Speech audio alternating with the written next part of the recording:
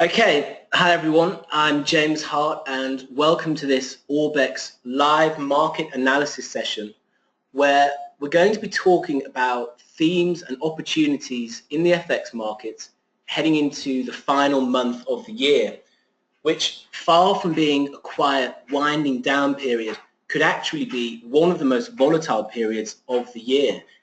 Now we have of course seen a number of periods of acute volatility this year, and we've seen some big shifts in the global political landscape.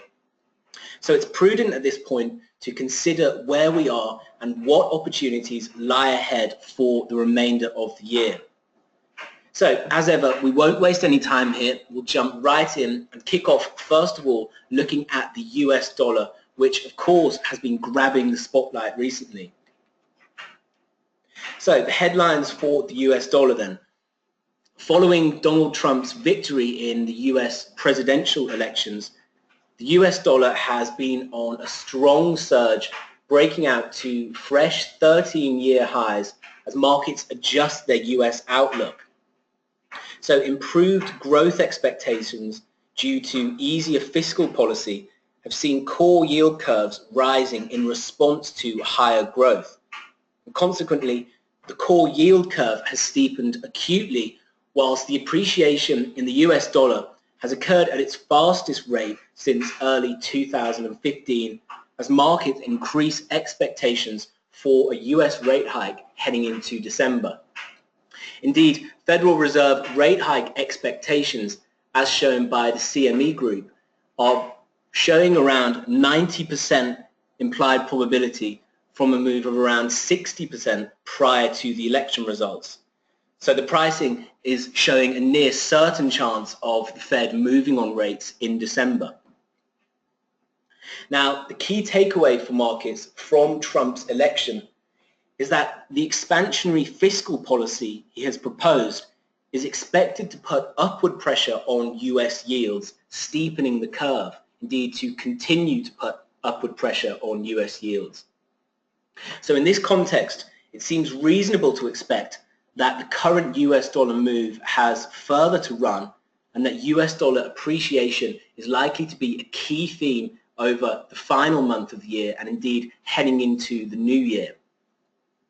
Now, US inflation expectations have responded favorably to Trump's win as markets anticipate that increased growth will cause rising costs in the US.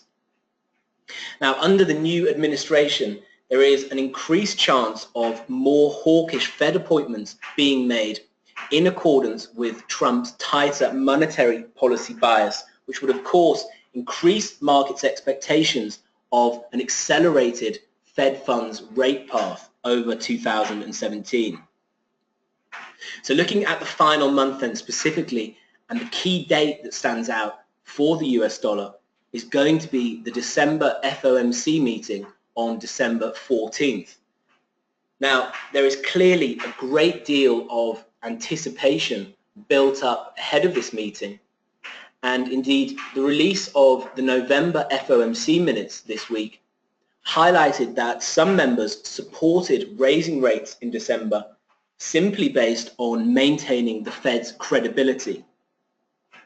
So the ability of central banks to effectively guide markets has been a powerful tool in recent years. But if central banks don't follow through on their signals and guidance, then they lose this power.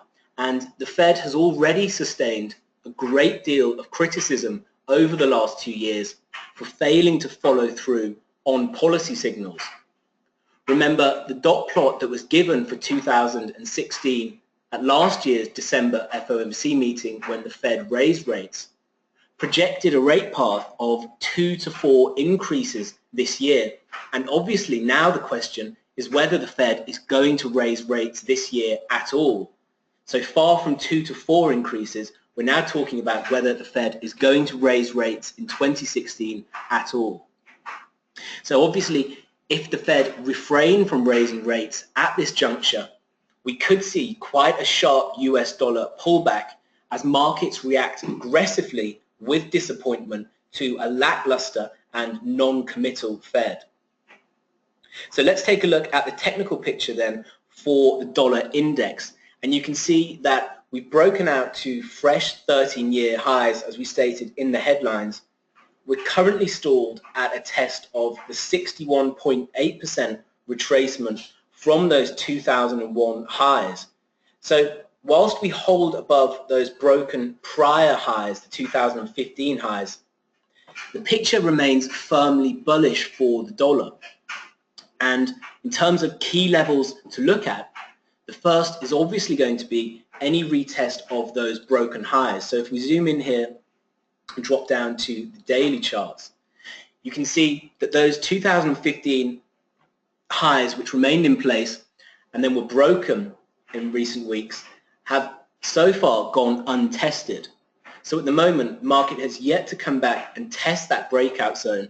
So in terms of identifying key support levels where we could look to engage the market for renewed upside, this level at around 124 to 154 stands out as a key initial level.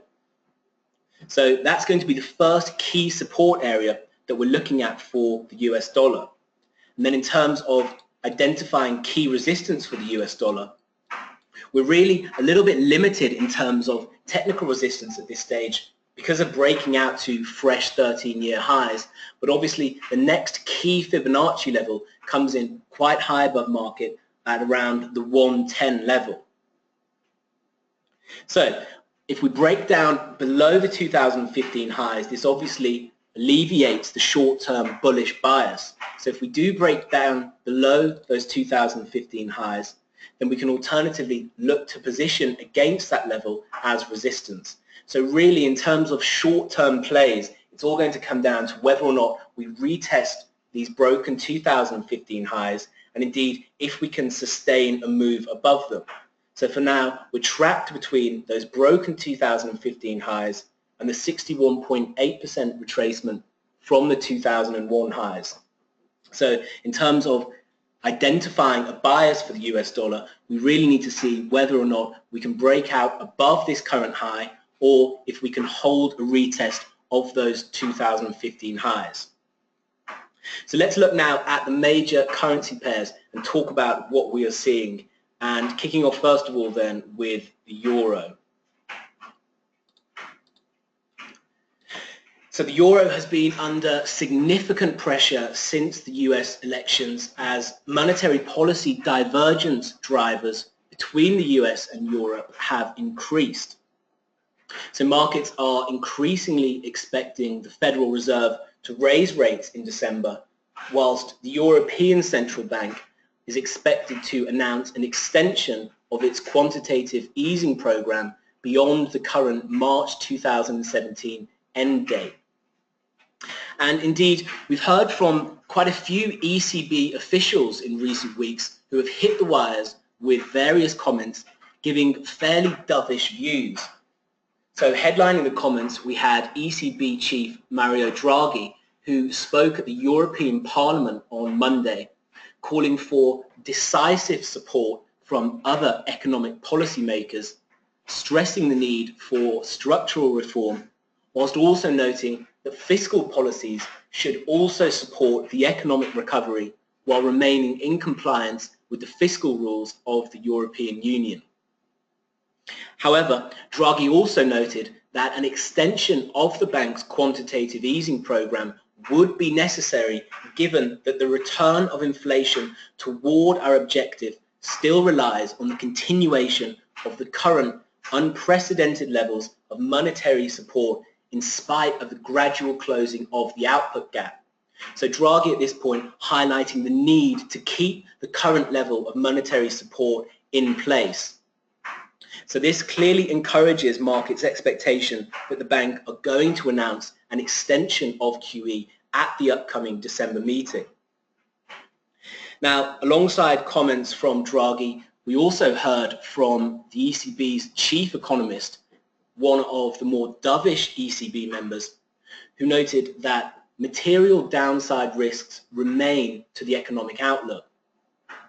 Praet also noted that the ECB remained fully committed to preserving the very substantial amount of monetary accommodation which is necessary to secure a sustained convergence of inflation towards our inflation aim.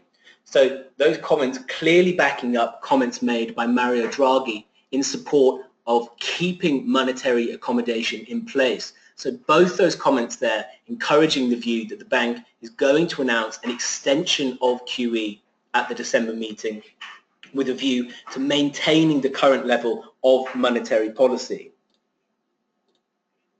Furthermore, this week, in a new biannual report released by the European Central Bank, which actually came out today, the bank also warned that the increasing political uncertainty across advanced economies is risking the stability of the Eurozone. The region's central bank also noted that the financial stability implications for the euro area stemming from changes in US economic policies are highly uncertain at this point in time. The euro area may be directly impacted via trade channels and by possible spillover effects from higher interest and inflation rate expectations in the US. So the ECB clearly voicing their concerns there about the incoming administration and the policies which we're going to see the Trump administration bring to the table. The uncertainty surrounding upcoming key referendums and elections across the Eurozone, along with expected policy changes in the US, raises inflation and growth challenges for the euro area countries. So such uncertainty could lead to a global asset market correction. The risks also extend to the real economy. In particular, concerns about debt sustainability might re-emerge despite relatively benign financial market conditions. So quite clear at this point that the tone of the commentary from the ECB and from the various officials that we've heard speaking on behalf of the ECB is fairly dovish and suggesting that the meeting in December is likely to see the bank announcing an extension of QE. So at the moment, whilst market isn't expecting any fresh easing at this stage, the expectation is aligned quite strongly to an announcement that the bank is going to extend its quantitative easing program beyond the current end March 2017 date. So let's take a look at the technical picture for the euro dollar then.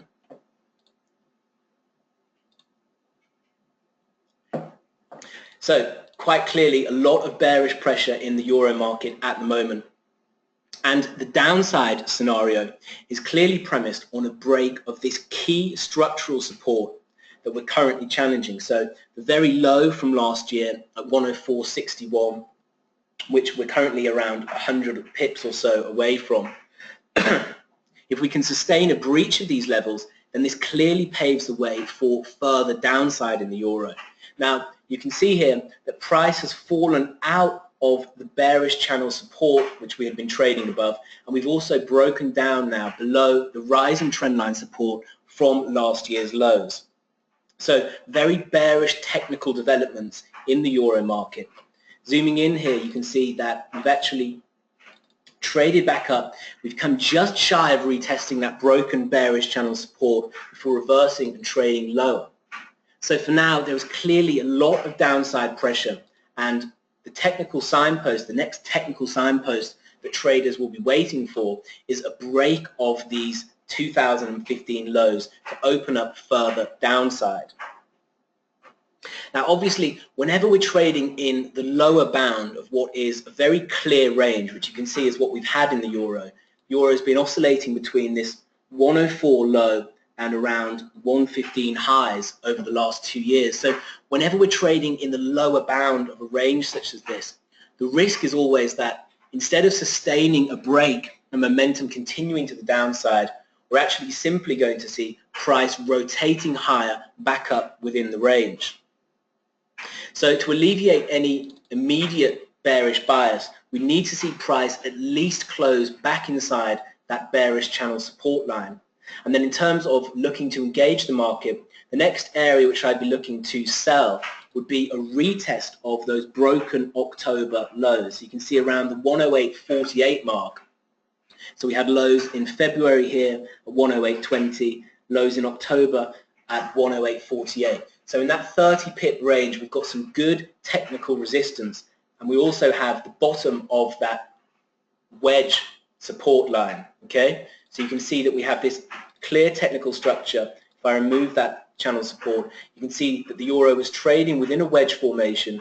We broke down through the support low on the US elections, and so now if price can rotate higher and trade back up to retest that broken trend line, retest those broken structural lows, and this is going to be an area where I'll be looking to sell the euro, targeting a move back down to the current lows. Now obviously the timing of this will be highly dependent because we of course have the ECB and FOMC meetings upcoming. So I won't be looking to engage around those meetings, and will of course be paying close attention to what we see on the back of those meetings. So moving on then, let's take a look at the sterling dollar. So sterling, another market which has grabbed a lot of attention recently. The ongoing fluctuations around Brexit negotiations continue to cause market gyrations, and investor uncertainty in sterling has caused huge volatility this year, seen initially after the Brexit vote in June and then the sterling flash crash event in September. Now, the bearish tide in sterling has for now been stemmed by the Bank of England, who at their recent November meeting struck a far more neutral, even mildly hawkish tone than many were expecting.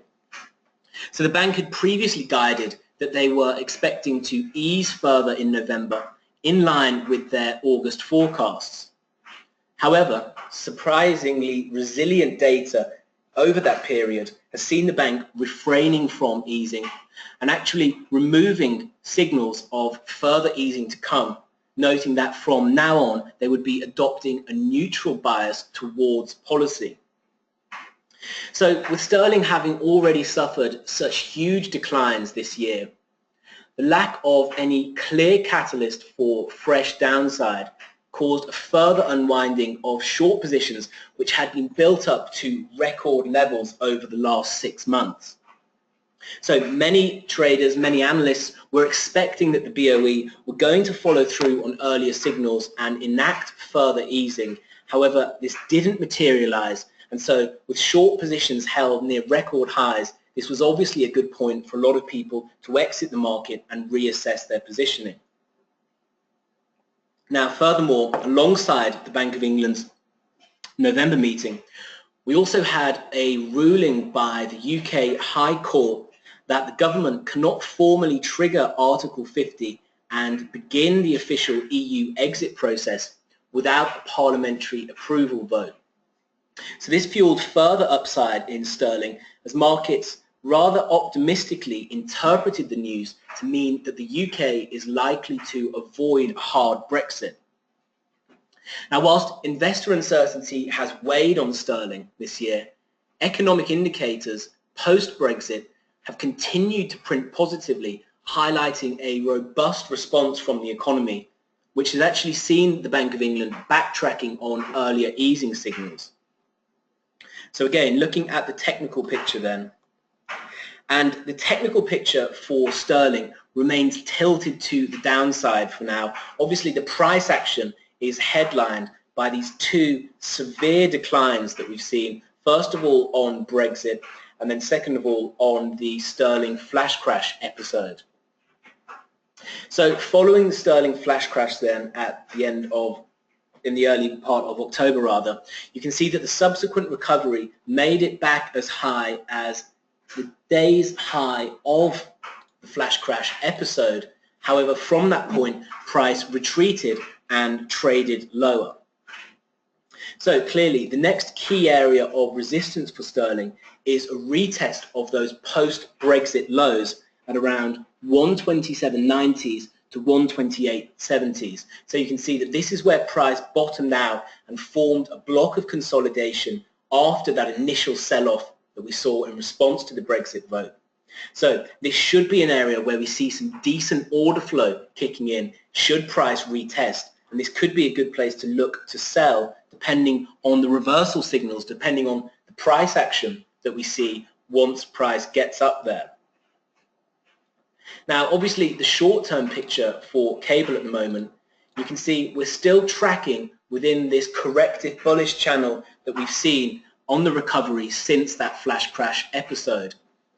So obviously, if we can break down below that rising trend line, and more importantly, break down below the 123.08 structural low, then this could pave the way for fresh downside. And really, if we're looking at this price action, you can see that all we've seen is quite a stair-step textbook bearish trend, whereby price sells off, consolidates, sells off, consolidates, sells off. And so for now, we're merely sitting in another block of consolidation within a broader bearish trend. So if price can sustain a break below that 123.08 level, then this should see momentum traders entering the market and pushing price lower. Okay, so moving on then to look at the Japanese yen. So alongside euro dollar then, the dollar yen has been one of the biggest movers on the back of the US elections.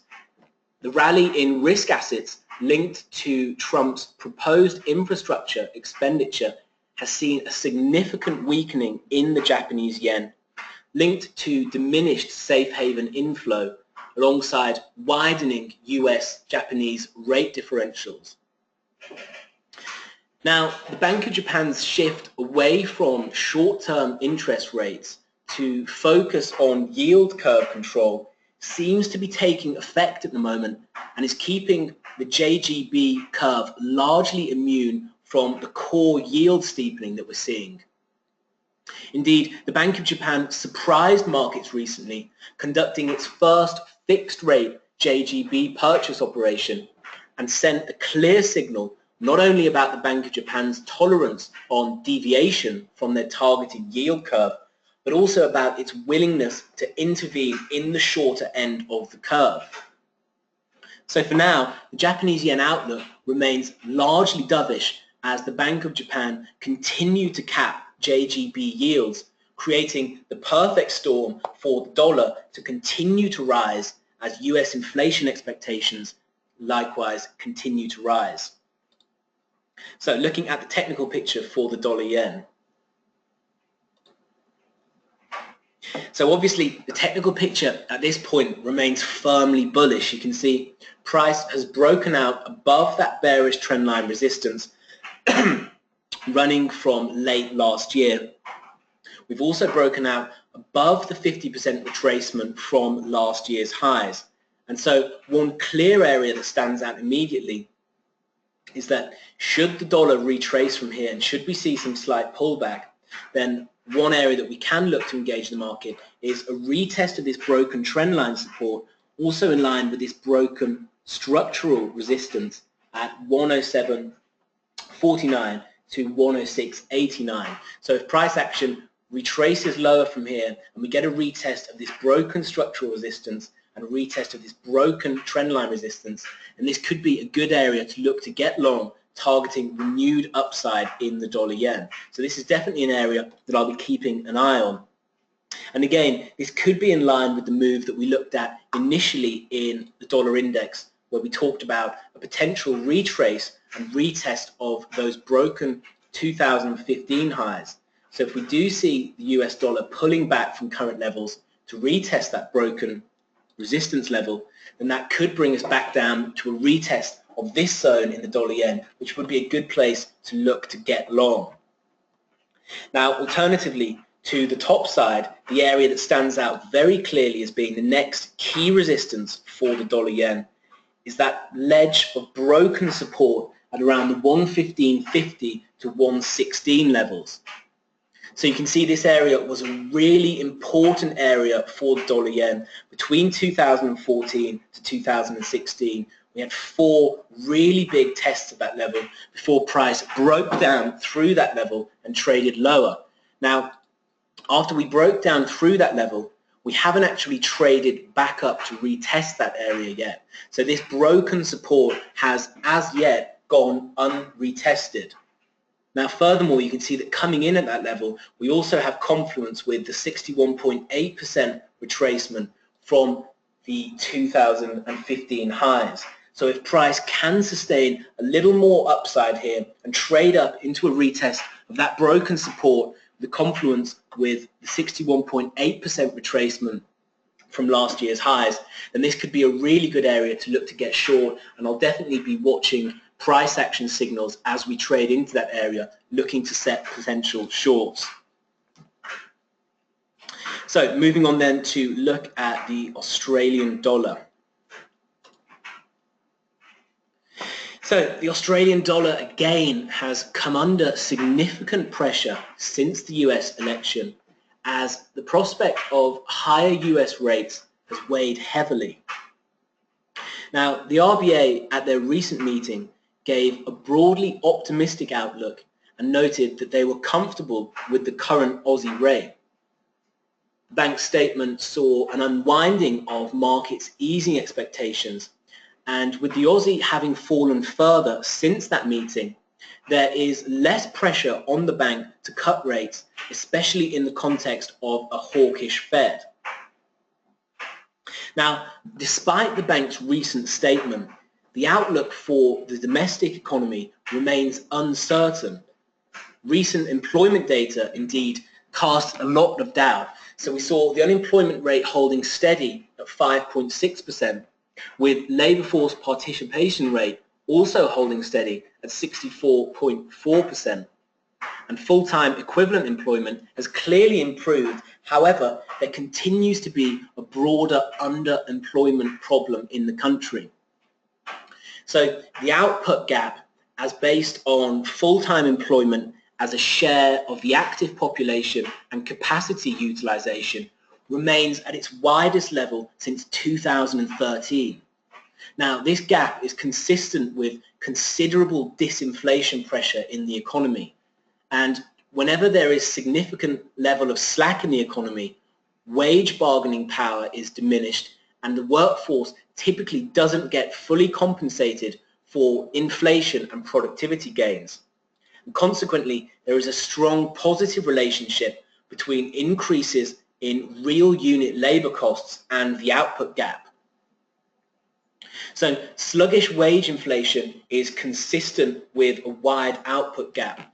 And in the third quarter, the wage price index increased by just 0.4%, whilst year-end inflation slowed to 1.9% from 2.1% previous, with wage inflation now at its lowest level on record.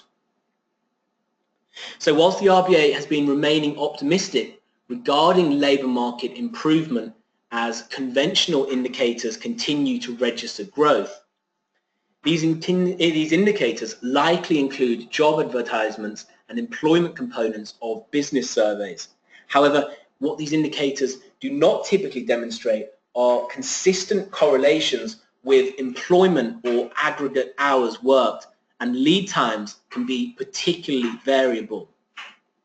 Therefore, it isn't clear whether these neutral readings that we're seeing on these indicators actually line up with zero growth in the employment data. And as such, there are clear challenges to the RBA's optimistic outlook, where inflation, leverage, and the output gap actually suggest that further rate cuts could be warranted in future. Now, over recent weeks, inflation expectations have risen somewhat. However, the output gap has not changed. So for now, whilst the market has clearly reduced RBA easing expectations, there is clearly a case to be made when examining the data that further cuts could be warranted in future. Taking a look at the technical picture for the Aussie then, and you can see that price has clearly broken out. Let me just clear up some of these lines, sorry. Okay, so you can see that price has clearly broken down below that bullish channel, which has underpinned price action over the year so far. We've also broken down below key structural support at 74.24 area. Okay, so we've broken down below that rising trend line from year-to-date lows. We've broken down below the last key structural support, and you can see that we've subsequently traded back up to retest that broken support level, and for now we're holding just below there. So provided price can hold below this broken structural support, then the next objective for this move is to be the completion of the larger ABCD pattern, which takes us down into around the 71 level. Now just above there you can see that we have a really big key structural level, this May low coming in at 71.40. So at around 71.40 to 71 we have a good confluence of technical support. So if price can sustain a move down into a completion of that broader ABCD pattern, testing those May lows, and this is definitely going to be an interesting area, one that I will be watching price action signals at with a view to setting longs, targeting a move back up to the 74 area. So again, for now, whilst we remain below that 74.20s level, the objective is for price to rotate lower and continue down to test the May low, 71.40, around the completion of the ABCD pattern at 71, and around this area is where I'll be monitoring price action, looking to get long. Moving on then to look at the Canadian dollar. So the Canadian dollar has also come under a lot of pressure in the wake of the US elections as rate differentials drive the US dollar higher. Now oil prices have also been a source of trouble for the Canadian dollar. Skepticism around the upcoming OPEC deal has exerted downward pressure on the Canadian dollar as oil moved sharply lower over October. Now the subsequent recovery in oil over the last 2 weeks has stalled the decline for now, but the situation remains volatile and the Canadian dollar remains vulnerable to further downside. Now, comments made by President Trump during his election campaign that he would look to renegotiate or exit the North American Free Trade Agreement put pressure on the Canadian dollar as investors anticipated that the Canadian economy would suffer from such a move. However, with Trump seemingly having moderated his approach and attitude following the election, it's not clear yet that he will in fact look to renegotiate this deal, and so for now some of that uncertainty has been alleviated. So let's take a look at the technical picture for the dollar CAD.